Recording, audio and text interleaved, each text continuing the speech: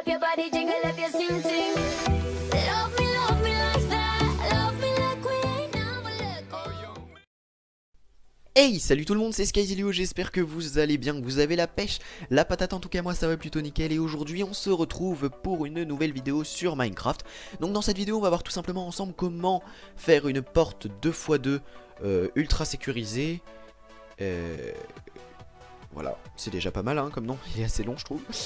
Donc déjà pour commencer, je vais vous présenter donc la porte, et ensuite on verra en deuxième partie comment faire la porte bien sûr, puisque c'est un peu le but d'un tutoriel. Donc on va déjà commencer par regarder la façon dont elle est faite, on va dire dans la partie design, on va dire ce qu'on voit quoi.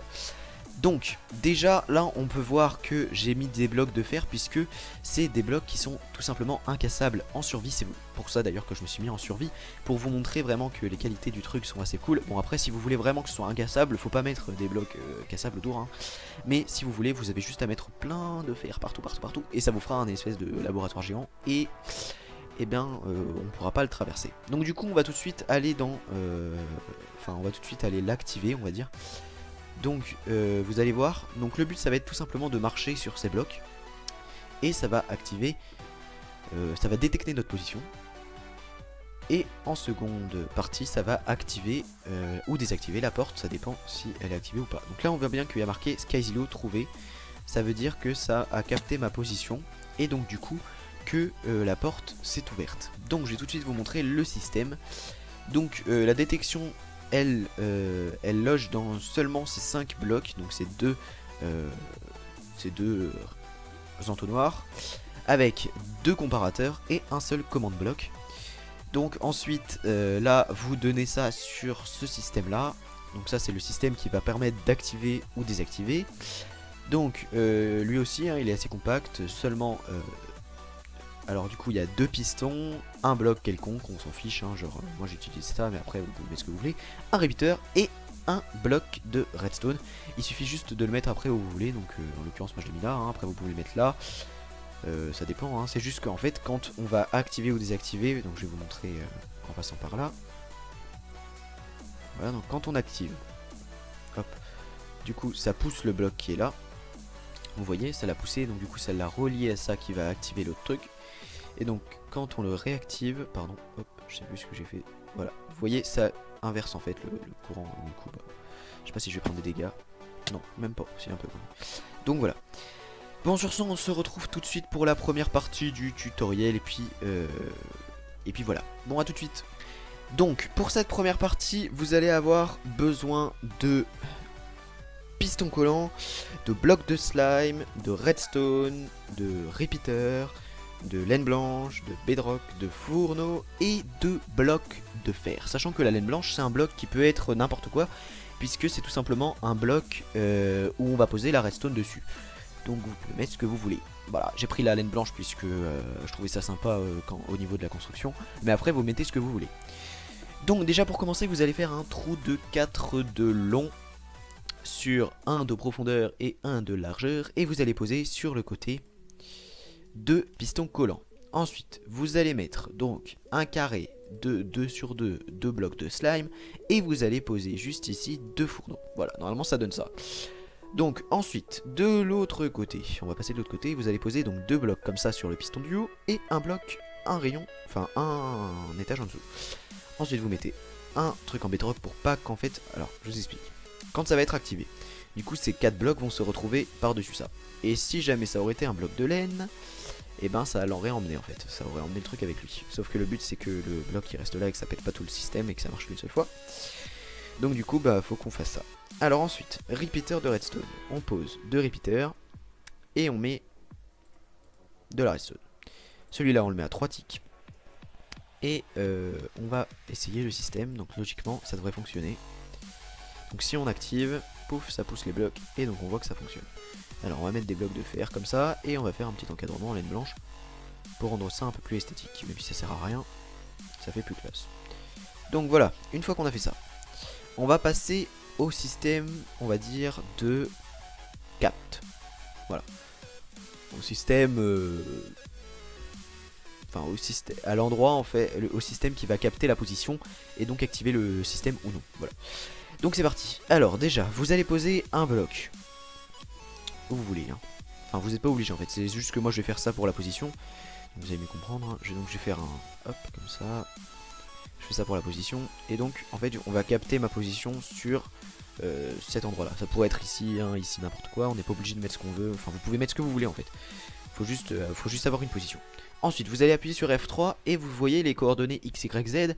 Vous allez les noter mais avant la virgule. Donc c'est à dire que pour exemple le coordonnée X, ça va pas être 1317,326 mais uniquement 1317. Pour le Y ça va être 130 et pour le Z ça va être 1227. Donc vous ça va pas être ça, bien sûr vous allez avoir d'autres coordonnées, mais ces coordonnées là vous les notez. Voilà. Donc une fois que vous les avez notées, on va partir pour faire donc le système. Alors, donc cette fois il nous faut, donc je vais vous dire, alors il faut entonnoir, bloc quelconque, donc on va en prendre deux puisqu'il y en aura, vous allez comprendre. Donc bloc quelconque, ensuite il nous faut piston, bloc comme ça, il nous faut de la redstone, un repeater et je crois qu'il... Ah oui non, un comparateur, voilà. Ensuite il nous faut un bloc de commande, donc la commande elle sera dans la description, c'est /give @p ou votre pseudo, donc vous mettez ce que vous voulez hein, après, donc @p si c'est comme ça. Voilà.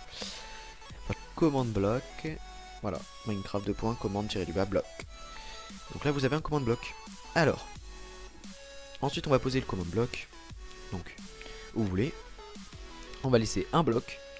Et là on va poser, enfin on va laisser deux blocs. On pose un bloc, on pose un entonnoir en direction de ce bloc. Donc qui pointe vers le bloc, on se met en sneak et on pose un deuxième entonnoir qui pointe vers cet entonnoir. Ensuite on jette un bloc, c'est pour ça que j'en ai deux, puisqu'il y en a un qui va aller dans le repeater et un autre qui va nous servir pour autre chose. Et là, vous allez poser un comparateur de redstone. Voilà. Et donc normalement, ça va faire des petits trucs comme ça. Ensuite à l'intérieur, vous allez mettre donc la commande que moi tout à l'heure j'avais. Et à la place des coordonnées 0 et tout ça, tous ces coordonnées bizarres là, vous allez enlever déjà tous les 0. Et à la place des 0, vous allez mettre donc les coordonnées bien sûr que vous avez pris tout à l'heure. Donc moi en l'occurrence X c'était 1317. Y c'était 130 je crois. Et ensuite le Z c'était 1227. Donc vous prenez ces trucs, vous mettez entrée. Et donc normalement, par logique, hein, on va mettre ça là. On va faire un petit test avec une lampe pour voir si elle s'allume. Hop, on le met là. Et donc normalement, si on marche sur ce bloc, ça allume la lampe. Bon après du coup ça allume pas puisqu'elle est un peu trop loin, mais normalement parce que le système de redstone n'est pas assez fort. Mais normalement si on marche dessus, vous voyez ça allume la lampe. Donc maintenant ce qu'on va faire, c'est qu'on va faire le système qui va permettre de activer ou désactiver. Voilà. Donc c'est pas compliqué. On va faire un T-flip-flop, je crois que ça s'appelle. Donc vous mettez ça là, hop, piston collant, vous mettez un bloc dessus, vous mettez donc c'est pour ça que j'ai gardé que j'avais pris des blocs. Donc vous mettez ça comme ça, vous mettez un piston collant dans cette direction, bien sûr en sneak sinon ça marche pas, et vous mettez ensuite un bloc de redstone. Pour finir, vous mettez donc ici ou ici, on s'en fiche puisqu'en fait quand ça va être activé, le bloc il va se retrouver ou là, en fait ça va le déplacer là ou là. Donc après vous mettez votre repeater où vous voulez. Hein. Donc vous mettez votre repeater et vous posez la redstone qui va être reliée tout simplement à ce bloc. Donc non, faut pas que ça soit relié en direct à là, hein. Faut que ce soit tiré, enfin relié comme ça. Et logiquement, si on marche par-dessus, pouf, vous voyez, ça active la porte. On remarche dessus, ça désactive la porte. Donc si on regarde de ce côté-là plutôt, on marche dessus, vous voyez bien que ça a poussé le bloc rouge, enfin le bloc de redstone. Et si on remarche dessus, ça ramène le bloc. Voilà, si on reste dessus par contre, je crois que ça fait faire alors ce qui est bien en fait, c'est que là, vous voyez, ça fait un bug, mais ça reste quand même pareil. C'est ça ce qui est bien avec ce T-flip-flop là, c'est que si en fait on reste sur la position, sachant que le bloc il est levé, et ben ça a beau cliquer 36 000 fois de suite, ça va pas désactiver, réactiver, désactiver, réactiver la boîte, enfin la porte, ça va juste le faire une fois. Donc voilà, alors, Et bien cette vidéo s'achève, j'espère qu'elle vous a plu. Si c'est le cas, n'hésitez pas à vous abonner ou à lâcher un like ou un dislike si jamais vous avez aimé ou non la vidéo. N'hésitez pas non plus à laisser des commentaires pour me dire ce que j'ai réussi, pas réussi. Et si vous avez des suggestions de vidéos, vous avez toutes les commandes bien sûr. Et puis voilà. Donc sur ce, j'espère encore que cette vidéo vous a plu. Et puis moi je vous dis à bientôt pour de prochaines vidéos. Allez, salut tout le monde, c'était Skyzilio.